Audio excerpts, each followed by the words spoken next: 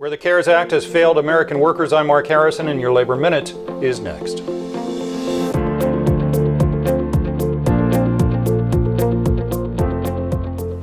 Two weeks ago, the CARES Act was signed into law by the President, and so far it has failed to deliver on almost all fronts for those in immediate need.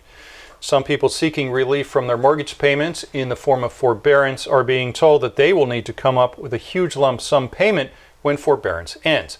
And this, of course, is not the idea behind forbearance. Others do seem to be allowing the payments missed in forbearance to be simply tacked on at the end of the mortgage. Of note, Congress and regulators specifically told lenders to allow homeowners to defer payments if they have been hurt financially by the COVID-19 outbreak. Turning to renters, they are often the most vulnerable folks in a financial crisis, and there is no specific relief for them. This is a real hotspot right now, with some landlords trying to work with tenants and others steadfastly refusing to do so. Now remember, landlords have no real financial backups yet, as the small business loans are only available for forgiveness if workers continue to stay on the payroll through June. And speaking of small businesses, the terms of the loans they can apply for are fairly specific. The business must use the money to keep employees on the payroll or to hire back those already let go.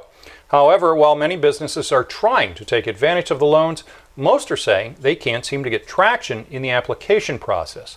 The federal government, rather than making the loans directly, has directed the process to come through the banking system. But so far, the banks say they have received little or no guidance on how to handle the loans. Meanwhile, those currently out of work who could possibly find themselves rehired wait without income. Indeed, the Trump administration seems to have stumbled right out of the gate, with the first son-in-law finding himself in the middle of the mess.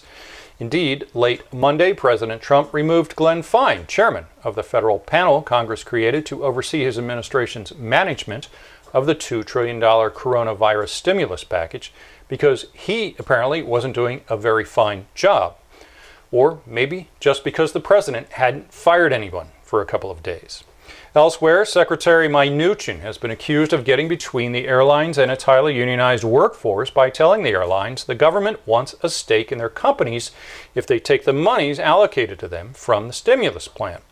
AFA-CWA president of the Flight Attendants Union, Sarah Nelson, has, as usual, been carrying the water on this message for the rest of the airline unions, as she has appeared on several news programs trying to alert anyone who will listen.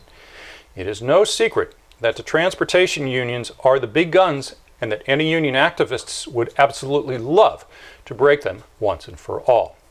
Bear in mind, we have seen 2 unionized airlines cease to exist in the last week alone, and those jobs will never come back.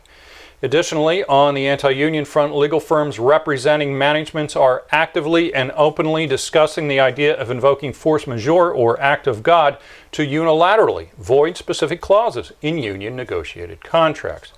And Trump-nominated and Republican-led Senate-appointed NLRB General Counsel Peter Robb has suggested that unilateral layoffs at unionized workplaces has some preference.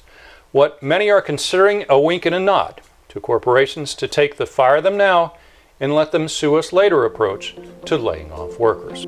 Remember to visit us at thelabornetwork.com and to follow us on all your favorite social media sites, including Facebook, Twitter, TikTok, YouTube, Instagram, and Stitcher. I'm Mark Harrison with your Labor Minute.